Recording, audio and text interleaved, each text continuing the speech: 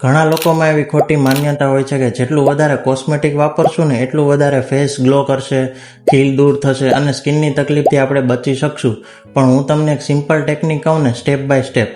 સૌથી પહેલાં તમારે હુંફાળું પાણી લેવાનું છે અને એનાથી મોઢું સાફ કરવાનું છે. હુંફાળા પાણીથી ચહેરા પરના જે પોર્સ હોય ને તે ખુલી જશે. ત્યારબાદ ક્લિન્ઝર લેવાનું છે. માર્કેટમાં ઘણા બધા ક્લિન્ઝર મળતા હોય છે, પણ હું તમને આગ્રહ કરું ને તો ઘરગથ્થુ ક્લિન્ઝર તમારે બનાવવાનું છે. આના માટે તમારે 3 વસ્તુઓની જરૂર પડશે. 1 ચમચી જેટલું દહીં લેવાનું છે, એમાં થોડી એવી હળદર નાખવાની છે અને ઉપરથી 4 થી 5 ટીપા લીંબુના રસના નાખવાના છે.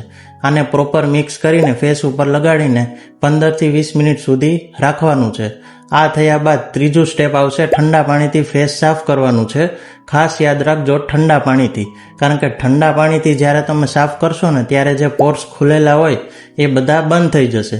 હવે આ વસ્તુ જો કરશો, આનાથી સ્કિનનો ગ્લો સારો થશે, ખીલની તકલીફ છે એમાં રાહત જોવા મળશે. અને એક્સ્ટ્રા ગ્લો જો જોતો હોય ને તો બોનસ ટિપ્સ કહું ને તો રોઝ વોટર અથવા તો ગુલાબ જળ, એને આપણે આ બધામાં મિક્સ કરીને લગાડવાનું છે.